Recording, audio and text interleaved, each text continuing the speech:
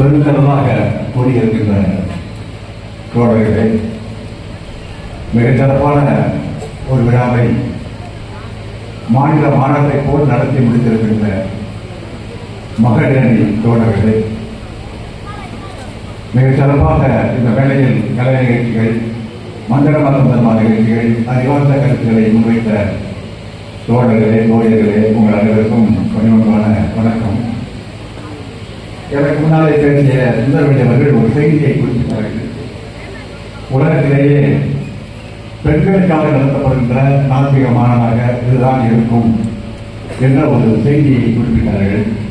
அது 100% சரியான உண்மையான ஒரு செய்தி. அந்த செய்தியை நான் ChatGPT, AI எல்லா இணையதளங்களிலும் நேற்று உட்கார்ந்து நான் தேடி பார்த்தேன்.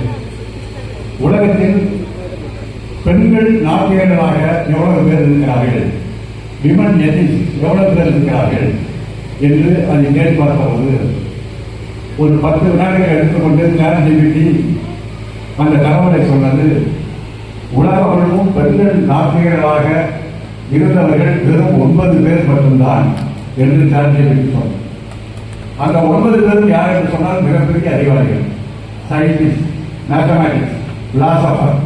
அந்த துறையிலே இருந்து கொண்டு மதத்தை அவர் எதிர்க்காக இருக்கிறார்கள். அவர்கள் கூட நாத்திகம் என்ற அந்த கோட்பாட்டின் கீழ் வருகின்றவர்கள் அல்ல.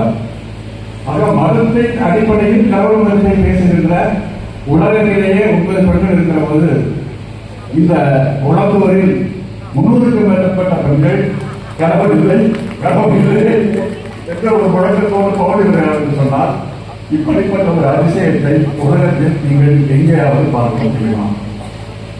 கடவுள் பெண்கள் உலக நாத்திகர் மாநாடு நடக்கிறது. நாத்திகர் மாநாட்டினுடைய பிரதிநிதிகளை நீங்கள் எடுத்து பார்த்தால் ஜெர்மனியிலே நடத்தினார்கள், பிறகு அமெரிக்காவிலே நடத்தினார்கள்.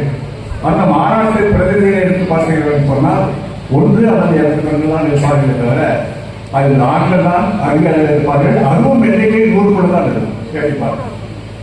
ஆக நாத்திக இயக்கத்தை ஒரு மக்கள் இயக்கமாக மாற்றி காட்டிய உலகத்திலேயே ஒரே இயக்கம் பெரியார் இயக்கம் மட்டும்தான் என்பதை நாம் நிமிர்ந்து நின்று தலையிலிருந்து சொல்லிக் கொள்ளலாம்.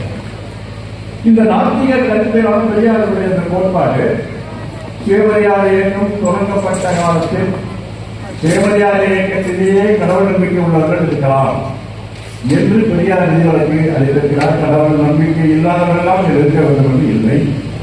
தொடர்ச்சியாக அவர் நடத்திய இடைவெளிகளில் கடவுள் பெயரால் நடக்கின்ற சுரண்டல், கடவுள் பெயரால் நடக்கிற சாஸ்திரங்கள், பார்ப்பனியங்கள், இவைகளெல்லாம் கட்டுரைக்கிற எழுத்துக்களை, பேச்சுகளை வாழ்நாளும் பெரியார் பேசிக் கொண்டு இருந்தார்.